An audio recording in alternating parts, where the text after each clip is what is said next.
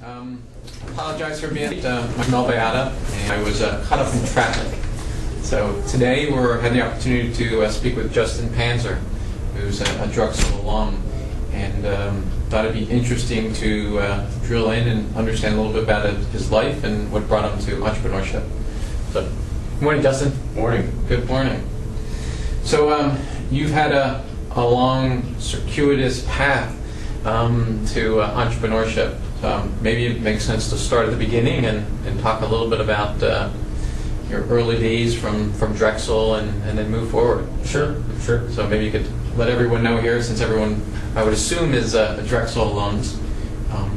Maybe you could talk a little bit about your Drexel years. Sure. Yeah, I came to Drexel in 1990, and I was one of the few people in my group of friends that was not an engineer. Actually, I got a marketing degree from Drexel. But it was a great experience. I lived on campus. I did a little bit of everything. Played on the ice hockey team, was a member of the fraternity, some student groups, things like that. And of course went through the co-op program. Okay. And co-op actually resulted in a job after graduation, and turned in a pretty long career in the wireless and technology space. Which company was it that you worked for?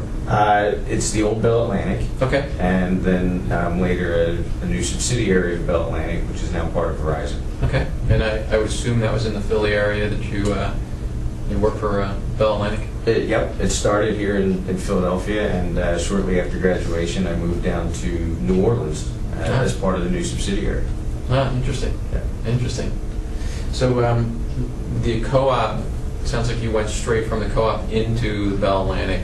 It seemed like a pretty smooth transition and not a lot of decisions probably for you. Yeah, I was one of those co-op success stories. I was very lucky to find a good company that I enjoyed working for, and it was a great time as far as the industry, the telecom industry, wireless. There was a lot going on throughout that time that carried over even when I was back in class. I was working for them part-time, and went to work for them immediately after school. That's great. It's I think typical a lot of students in co-op with a co-op program. So just curious, what were some of your general takeaway thoughts from your Drexel years and how it shaped you? Yeah, like I said, Drexel for me was a very good experience. I liked, when I enrolled, the idea of co-op, although at 17 and a junior or senior in high school, I don't think you fully understand and appreciate what that's all about. But I quickly learned how important that was. The Bell Atlantic thing was not my first co-op. I had a previous co-op that I was more of a sales job. I realized that was not for me, and I think that was important. I learned very quickly what I liked in the business world, what I didn't like. Yep. And it gave me a little bit of a head start on real life. Yeah. I remember from my co-op I had the same experience. I realized what I liked and what I didn't like. Yeah. So that's a great thing. So you went into Bell Atlantic, which ultimately merged and became Verizon. But what were your kind of specific roles in the corporate world, and what did you learn from that? Yeah, I started in market research, market analysis. Okay. That evolved over the years into broader marketing roles, a lot of product marketing, product management, new product introduction became really a focus of mine. And I spent a lot of years looking at different new product methodologies, managing new product introduction programs, for a variety of different technologies. So that was a great way that kind of helped form some of your early thinking about what it takes to get a product out the door or in entrepreneurship. Were you, in addition to doing the market research and understanding product management, were you also involved in the launch of those products? Absolutely. And that's been something that like I said early on, it was more on the back end, the market research and helping to evaluate or place some valuation on market opportunities, assess some risk and things like that. I learned very quickly about what it takes to actually make that product successful in the market. Everything from a good PR campaign to appropriate pricing and just a good understanding of customers. So of how many products do you think you were involved in that you actually, launched and rolled out? Wow, that's 5 or 10? Definitely in the tens, not quite 100, but Okay. Yeah, quite a few. So what percent of those do you think worked and didn't work, and what did you learn from that corporate, product release? Yeah, I'm not sure. I'm not sure percentage-wise, but I would definitely say a lot more worked than didn't work. There certainly were some that didn't work. That's always the case. But I definitely learned a lot about metrics, analytics, Okay. How to measure success. It's not always just top-line revenue, Yep. but there are market awareness, brand awareness, all sorts of different things that really contribute to success. So in the brand awareness, marketing, positioning, messaging, how did your skills get honed while you were working at Bell Atlantic and Verizon about in those areas? Yeah, I think the biggest thing for me is that I learned more to talk about the customer than to talk about us as a company or as a product. Early on, I think that was something that I certainly didn't know. And to realize that it really is, in the end, all about selling. And that selling requires a lot of listening to customers and delivering what it is that they need, not what we think they need. So much was just geared toward making that message fit the customer, Yep. as opposed to trying to make our product fit the customer. Interesting. So how much time did you spend at the Bell Atlantic and Verizon subsidiaries or former? Yeah, in total, that was about 4.5, 5 years. Okay. And I did a couple of other things in the wireless space, wireless technology, mobile technology, RF test and measurement, Okay. microwave, all basically in the same space. Okay. Again, in product management, marketing, market research. Yep. That's great. So obviously, Drexel was a good experience for you. You got some good experience in the corporate world, and what role has family played in your and friends, for that matter, in this kind of transition you're going through? Yeah, actually, a very big one. My family's always been very supportive, as long as there are the core values of working hard, getting an education, and those sorts of things. We definitely had that ingrained from a very young age. And as I've moved into starting this new business, they've been extremely supportive. I'm lucky in that I have a lot of people in my family with very diverse backgrounds in their business lives, and they definitely lent some assistance in all of those areas: finance, legal, accounting. In this actual startup phase over the last 6 months or year? Absolutely. That's great. Yeah. So that's a nice, they're good resources you can pull from. Yes, they are. Yeah. Was there any, one individual in your family or friends that you can point to that, has really influenced some of your thinking about the, business, startup, relationships, etc.? Yeah, I think in general, everybody who knows me well knows that I had a very close relationship with my grandfather on my mother's side, and he was the one, like I said, he would support anything we did, as long as we were going to work hard, as long as we were going to follow through with an education. He was always the one, if I needed a low interest loan to get something going. It's great. He would support that. Great. Yeah, it's good to have that supportive, positive influence on your life. That's great. That's great. So maybe you could talk a little bit now. What sparked this thought that you wanted to do a business, and this business specifically? Is it something you've had your whole life and you're just waiting for the right opportunity, or was it something smacked you across the head and said, I have to do this? Yeah, I think it's a little bit of all of those things. I've always looked for ways to do things better.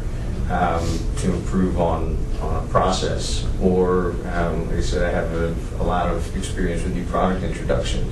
Over the years, I've thought about several things that maybe were a good idea, and it took a while before I found one that I really thought stuck well, resonated with me enough to want to build something around it. So what were some of the ideas that didn't work? And you kind of like said, well, did research on, because that is the typical process, right? And the first idea doesn't really work, or for whatever reason doesn't mesh with your own personal interests. Yeah. So what were some of the ideas that you previously kind of researched? There were some in retail, some in like opening a retail store? Yeah. Okay. Physical store? Yeah. There was one that was hardware related, hardware accessories. In hardware, as not in hammers and screwdrivers, but actually in computer related hardware? Computer hardware, yeah. Yep.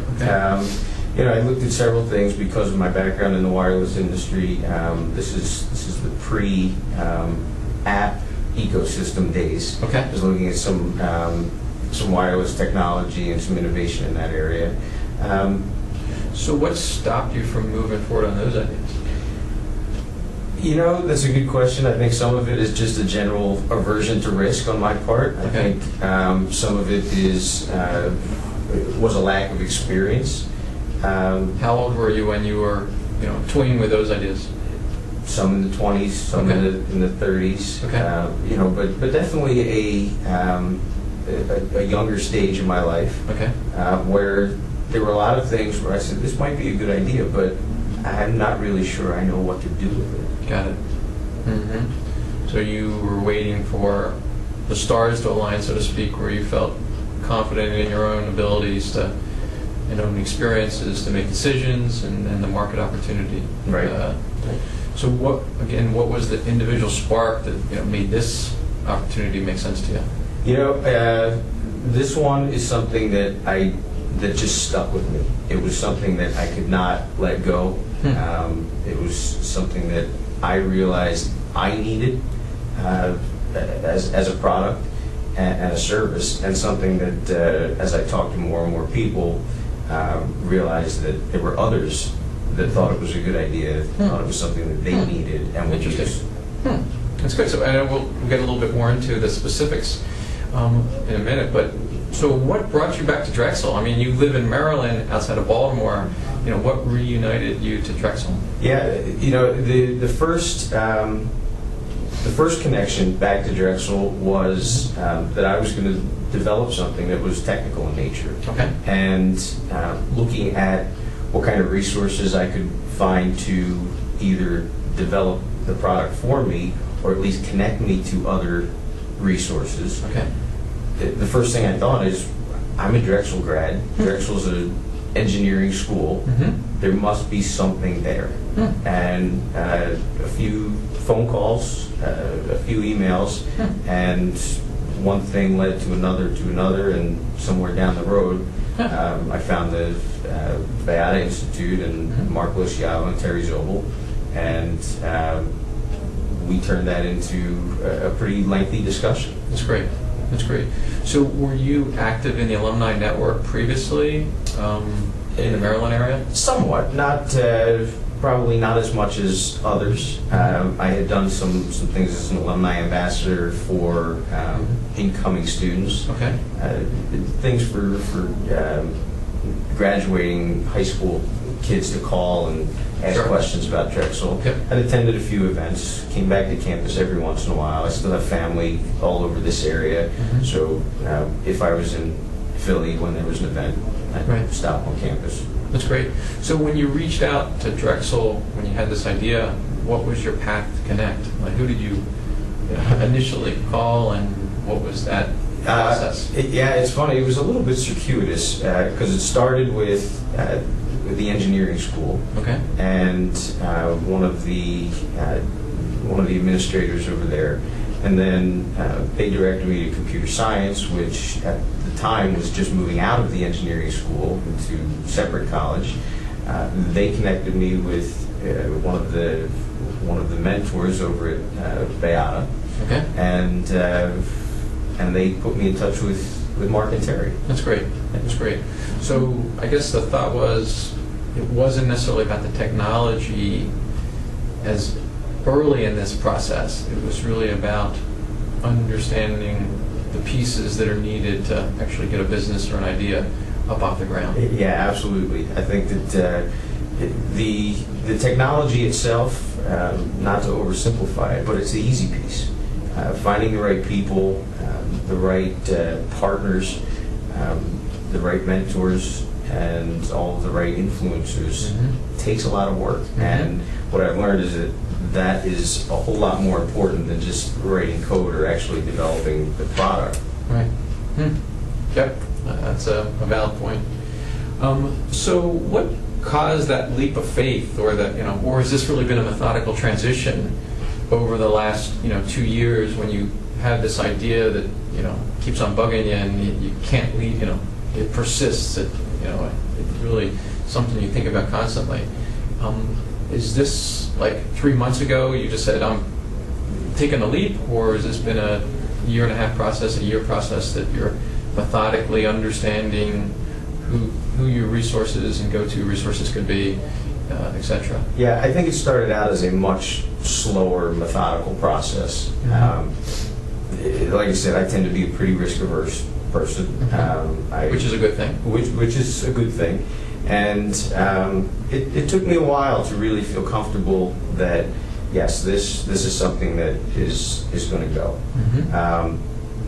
Over that time, a lot of things happened. Meeting new people, learning from others who'd been through the experience, finding the right partners. And as all of these things happened and I met people that really validated the concept for me, things tended to move faster, and then a little bit faster and a little bit faster.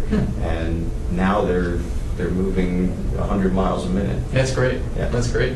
So validating some of your assumptions, is that something you did in the Drexel ecosystem, or had you done that prior to even becoming reunited with Drexel?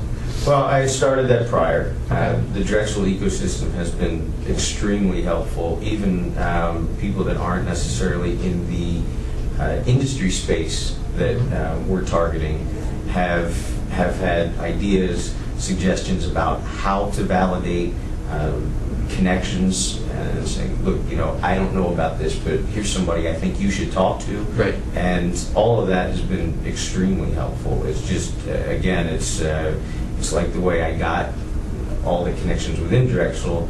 It's one step to the next, and emails, phone calls, networking events, and it's all just contributed. Right.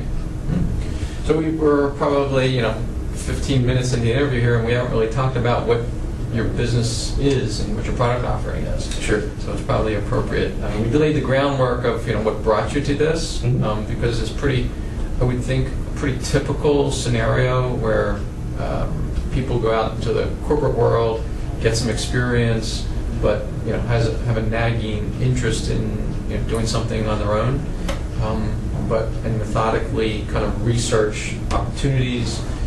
So I think it's pretty typical, that you go through, even though it seems like it's, what you read about more constantly is the 20-something-year-old that hits it big. They're anomalies for the most part, right? They're not the norm. So I think you have taken a path that most individuals do go through, even though it does seem circuitous. So maybe you could talk a little bit about what the product is and the company, what you're doing. Sure. So the company and the product are called Eventuosity.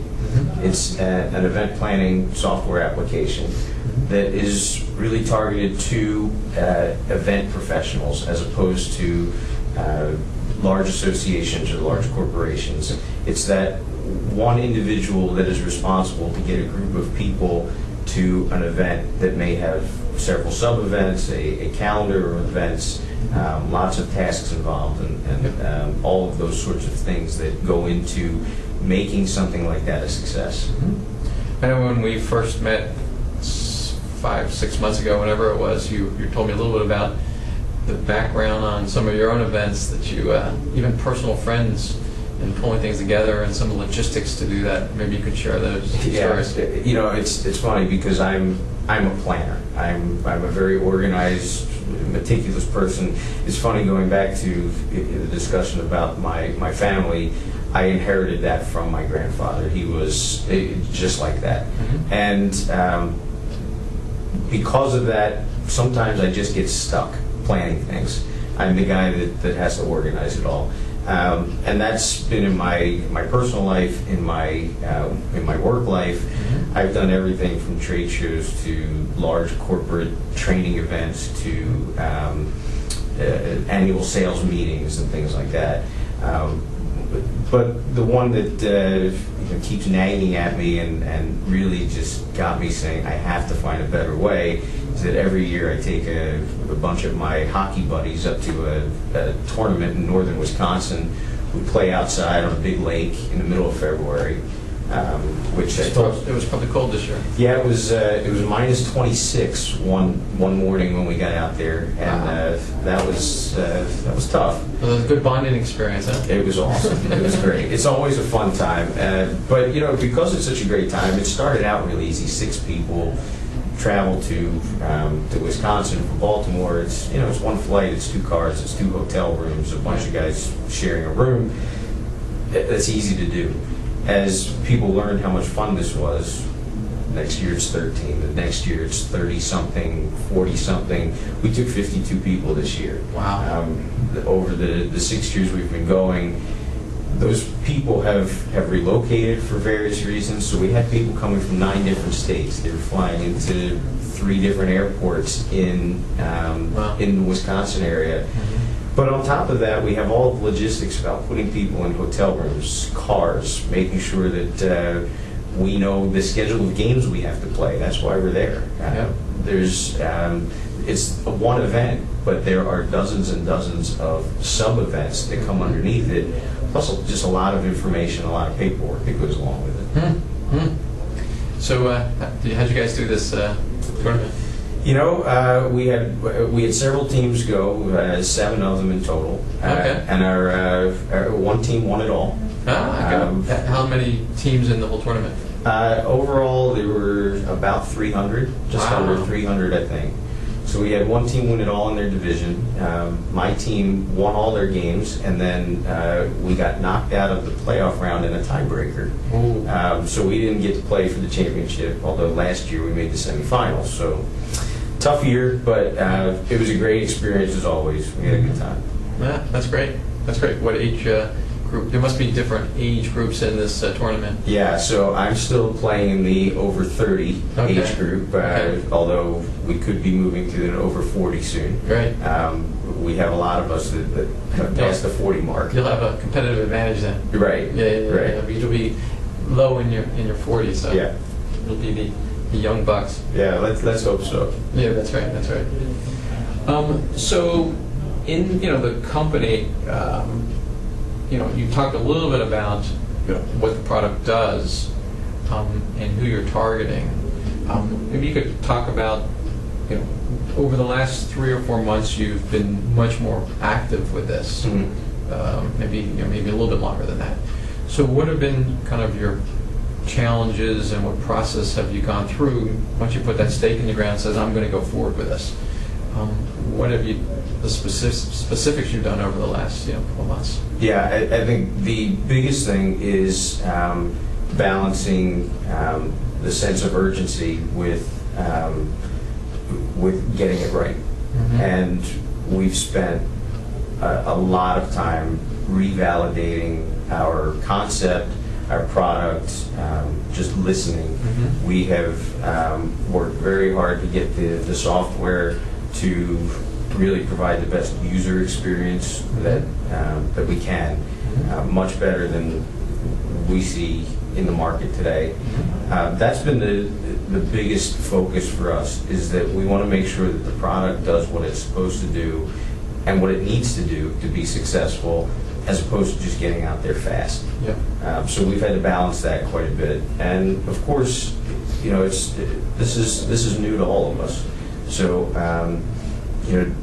decisions that are made, it's easy to second guess.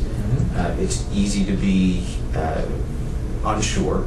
Yep. But I think we've done a pretty good job of vetting all of our decisions and making sure that we're going into everything with as much fact finding as we can.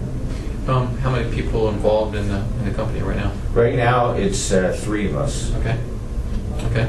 And what are the roles, responsibilities of the 3? Yeah, so it's this is right now a family enterprise. Okay. As I mentioned, our family luckily has a very diverse background in their business lives. So my mother is the president of the company. Okay. She has a background as a lawyer and a banker. Okay. My brother is our technology guy. Okay. He's a former software developer and project manager, and now he's an IP attorney here in the Philadelphia area. Are you a lawyer too?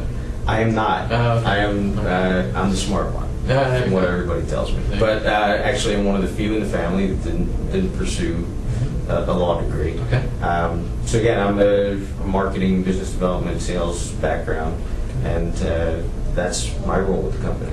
So who's responsible for features and the assumptions about what features and the functional spec and the detailed design spec, and how do you build the product? Yeah, that is my role for Okay. sure.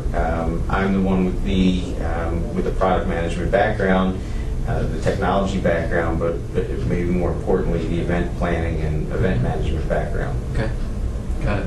And then as far as usability, is obviously you point out as key. How's your brother making out, with that as opposed to building the nuts and bolts technology, because there really are different, functions, different roles? Yeah, he's actually very good for a software guy, a technical guy. He has a good sense for what a lot of people would refer to as the soft skills. I think he has a real good idea of how to balance usability with functionality. Yep. He's constantly looking at things online for great user interfaces, for total user experience, and forwarding those to me almost every day. Great, that's really good. Sounds like you're all 3 of you putting in a fair amount of time into this. Absolutely. Yeah. So in one respect, it's a great bonding experience for your family to work this closely together. Has there been any challenges with that? Yeah, I think when you work with family, you have that relationship that obviously, look, my brother and I are typical siblings. We used to fight as kids and all of those things, but are still very close. So when we have disagreements, those disagreements may get a little bit, may take a bit of a different tone than they would in a regular boardroom. Yep, sure. But I think that in a lot of ways that actually helps us because we don't really hold back anything.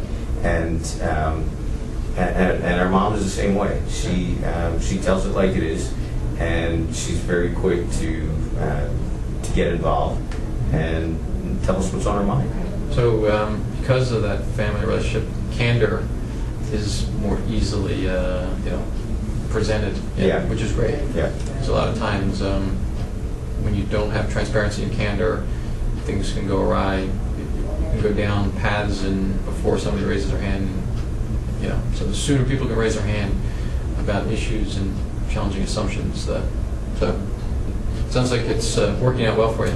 I think it's working great, and early on in this, we even had some people say getting involved with mixing family and business can be a challenge, and it can be a risk. And I think we all went into it aware of that. Yep. And aware of people's perceptions of that.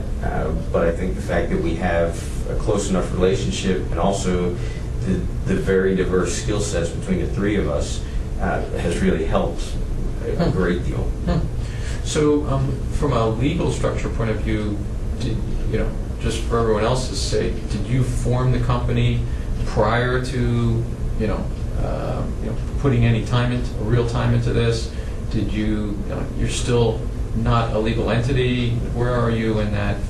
Yes and no. Okay. So we have, I personally formed an S corporation, Okay. which is really just was both for tax and liability purposes, just to protect myself.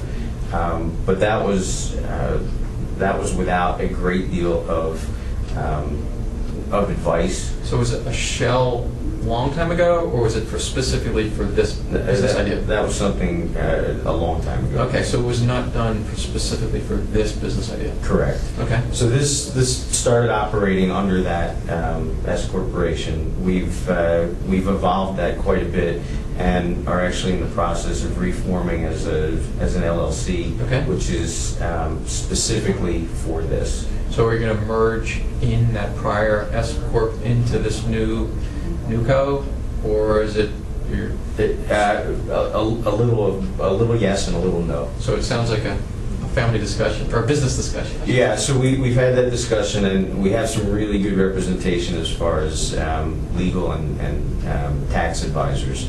So they've been helping put all that together. And, to be honest, because I'm the one in the family without the law degree, or any of that kind of background, and like I said, my mom has some experience in banking as well. I stay out of that. I leave the lawyers and the accountants to figure it out and tell me what they think makes the most sense, and then I evaluate and give a nod or a shake of the head, and we keep moving. That's great. Yeah, that's great. Because I'm sure a lot of people that are watching are wondering, well, if I'm going to do something, should it be under a legal entity or not under a legal entity? What are the risks, etc. So yeah, I think there's a point at which it has to be. When you're first starting, I think that was one of the misconceptions that even I had originally, is I have to have a company, I have to have all the structure in place, and really none of that's necessary. If you have a great idea, run with the idea, figure out all of those things as you go, and you'll meet the people that can help you do that. Mm-hmm. You're a little unique because of the family involvement, but most people don't start in that context. So that legal entity, and even the way that equity and options are awarded and given, is an important conversation. You hear stories all the time when there's 3 founders, and they're all serious the first day, and then committed, and then by the 3rd month or 6th month they're saying, well, one of the people says, well, I don't see how we're starting to generate revenue, and I'm out. Right. So now, if it's an equal equity structure, everybody's a third. Is that really fair? So it's good as you have some legal counsel to talk through with individuals about what's the right way to structure that from an options point of view. And again, the family aspect plays a big role in this, because the 2 lawyers have said, we're not going to advise on this. We're going to get an outside counsel to tell us the right thing to do. Yep. And they've been open to that advice. Great. That's great. So, back to the product and the business. So you've done a lot of research, in your own personal experience. But have you done anything else over the last, few months to further validate your assumptions about the market opportunity? Yeah. First was there were several steps in that. The first was an online survey to several dozen people that I knew personally, mining things like LinkedIn and other social media, just to reach out and say, look, I'm looking at this. Can you tell me what you think, and can you validate the concept for me? That network expands quite a bit, and I've had a lot of people say, you should talk to this industry association, you should talk to this company, you should talk to this person, and that has put us squarely in the center of the event technology space and the events industry, and that's given us opportunities to talk to even more people on a much bigger scale, and have a lot of one-to-one conversations. We've started to fill up our queue for beta users. Good. And that has been through long discussions, asking people, what does this need to do for you? What are some of the challenges that you have? What can we solve that you're facing today? And those things have been really good. And then 2 weeks ago, we had our, as we're getting ready to go to our beta, we had our our big launch at a trade show out in Las Vegas, and we had quite a few people express interest, and we've been following up nonstop since then, listening to feature requests or thoughts on process, market size. So it's a constant revalidation and verification of everything that we're doing. So how long, just for everyone's sake, have you actually been working on this idea in a formal way, as opposed to, in the back of your mind thinking there's an opportunity there? Yeah, we started really going at this in October of last year. Okay. So it's April, so maybe 6-7 months? Yeah. Okay. And in October, you had done some preliminary kind of assumptions about market and talked to a few people, but it's really been the last 2 months, 3 months, because of this trade show and everything else, that you've done more in-depth market validation. And it sounds like you feel more confident now than you did previously? Yeah, absolutely. Not only have we had potential customers, or the people that we have envisioned to be our customers, tell us this is something that they need, but we've had several other people who serve the same industry, the same people, tell us this is something that my customers need, and it's something that I want to partner with you on. So we'll see how some of those discussions go, but I think that seeing it from both of those angles and the positive response has been just great for us to keep moving forward. So, events are, as you point out, a big market, and I would assume there must be some, competitors in this market segment. What are you doing that's different than that? Well, believe it or not, we have a very underserved market here. So there are competitors. There aren't a lot of them. There's really about 3 or 4. Okay. Some of them are very rooted in other event planning things like asset management, asset tracking, lead capture, lead management. Some are very specific about working with hotels or a conference center or one type of event. So the things that we're doing differently, first and foremost, the usability factor that I've mentioned several times is just key for us. We've seen several things that have been tried out there that just look like an Excel spreadsheet that have been, it's put onto a website. Right. Things like that make it very complex. The flexibility to operate in just about any type of event, and the scalability to go up to something really, really big, or something really small, as maybe it's 10 people, maybe it's 5 people. All of these things at their core involve people, places, things, and a to-do list. That's oversimplification, but it really is, if you look at it that way, the best way to go about building this out. Right. Interesting. Yeah, so there's a large segment in event ticketing, event registration, but that's only one aspect of the larger solution. So there's a lot of, as you point out, a lot of logistics that have to happen for the event planner to do a good job on making the event go smoothly. Yeah, and we certainly don't want to be, there are some very good companies out there that do event ticketing. There's some very good companies on the other end of events that do marketing automation and CRM, even expense tracking. We don't want to do any of those things because they've been done and they've been done well. We want to be able to provide our customers with links to all of those things because it is part of their total event experience and their event management. And so those are the things right now that we're working on most actively, is to make sure that we know all of the tools that our customers use and how to best integrate it so it's very smooth for them. That's great.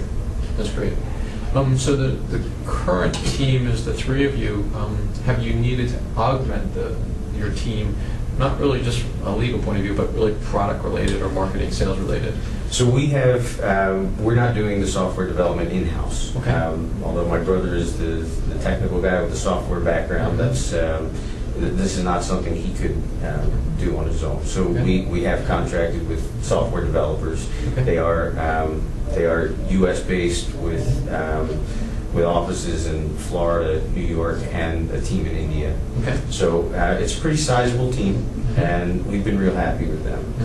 And I'm actually very excited. Tomorrow, I'm meeting with a class here at Drexel that focuses on entrepreneurship and consulting and general management.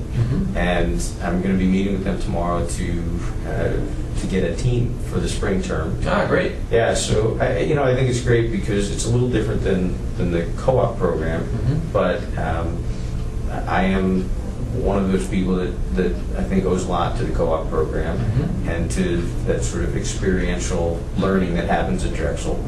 So I'm looking forward to getting this team of students and giving them some start in some additional market research and marketing activities and some of the other things we're working on. Interesting. So when you found the need for the development team, what was your process to find them? Well, again, I have the secret weapon in my brother with a software background, Okay. who actually knows several people who've gone off and started their own software house. So I used those resources. We also looked at some LinkedIn groups. We went to some networking events in the Philadelphia area and the Baltimore area, looking for software developers. And after talking to several, we narrowed it down to 5, and we had an RFP process. Oh, RFP, okay, good. And so it was a pretty formal, you had written a functional spec, I would assume, basic features, and then you asked them to give you a proposal to build that. Yeah. Because that was your process? Yeah, and it wasn't something where I would say it was overly formal. It wasn't a full-blown Sure. functional spec. We know everything about how to write an RFP. Yep. It was, this is what we want to do. This is what we know and what we think we know. What can you do for us? So it was methodical. Yeah. Right.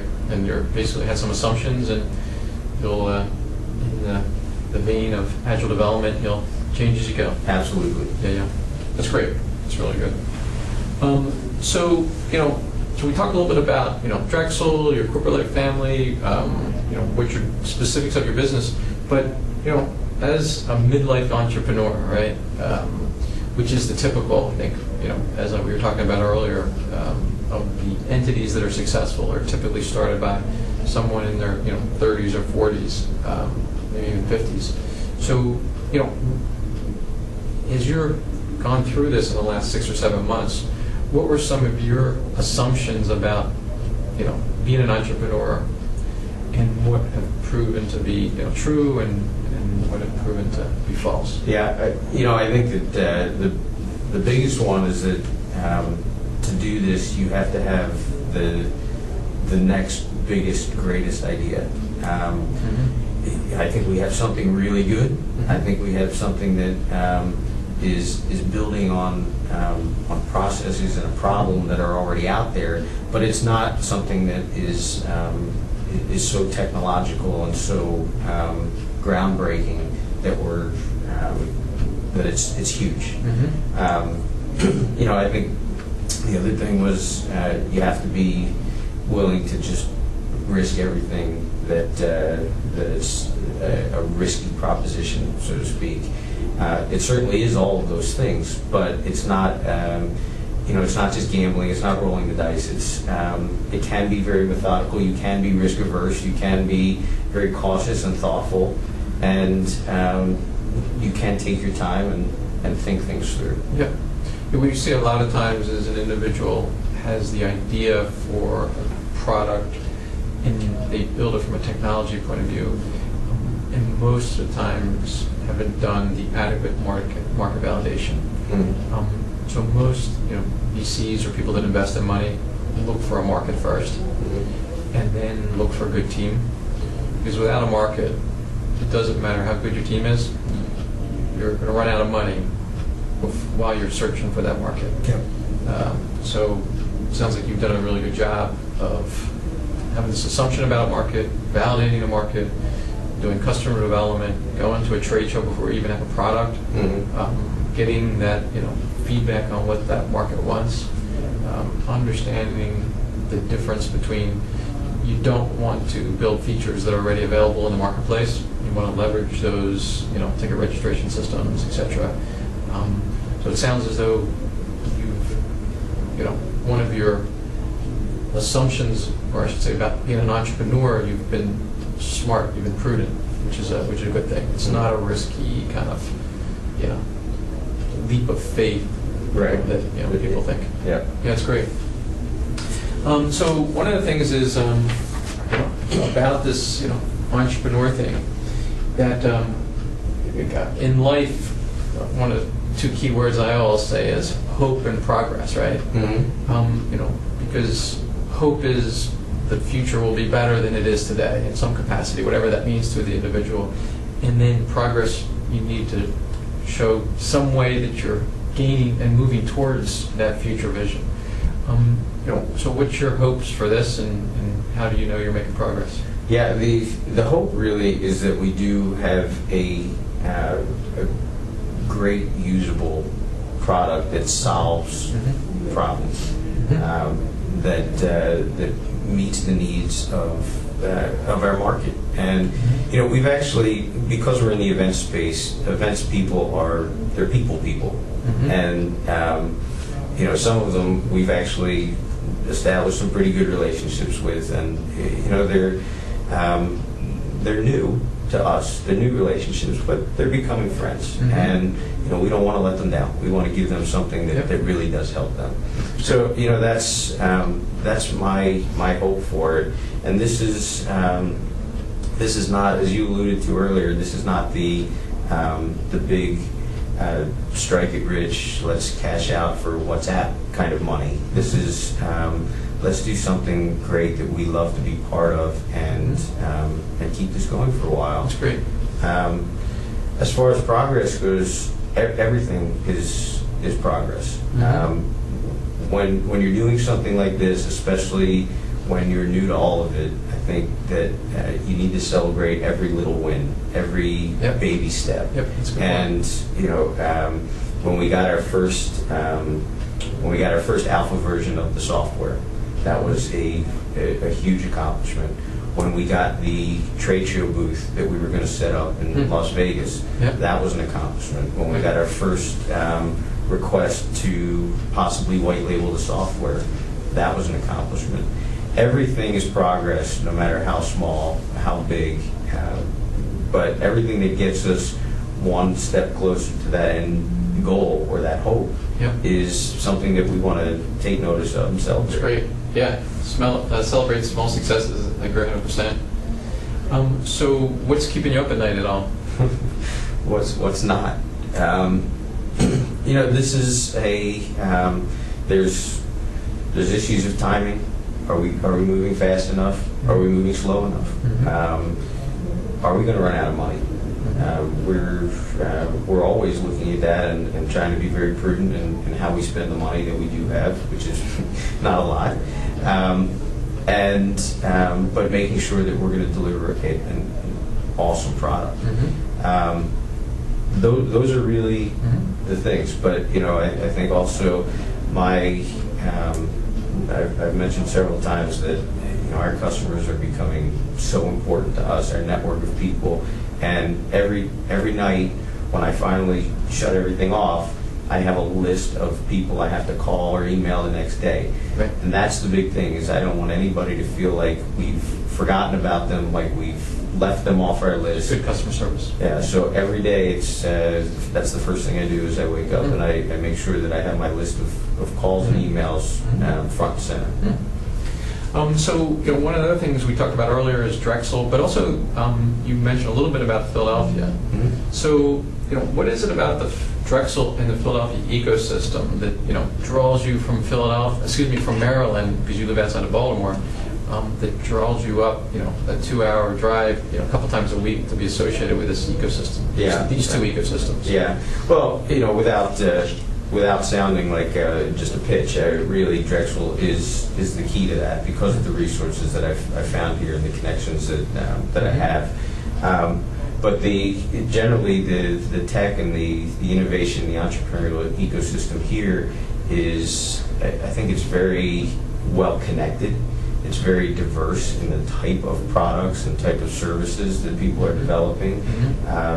And the events that keep all of these people together and allow us all to learn from each other have really been well run, well put together, and it's been nonstop every day, meeting somebody new who's had a similar experience in one form or another to what we're doing.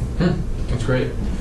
So in the Philadelphia area, what were some of the resources that you find you leverage a fair amount? Yeah, I do enjoy the tech breakfast, which is something that's actually not originally started here, but has expanded to this area. Yep.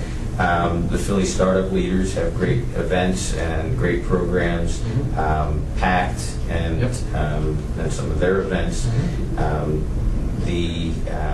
The Angel Venture Fair has opened up a lot of connections to potential investors.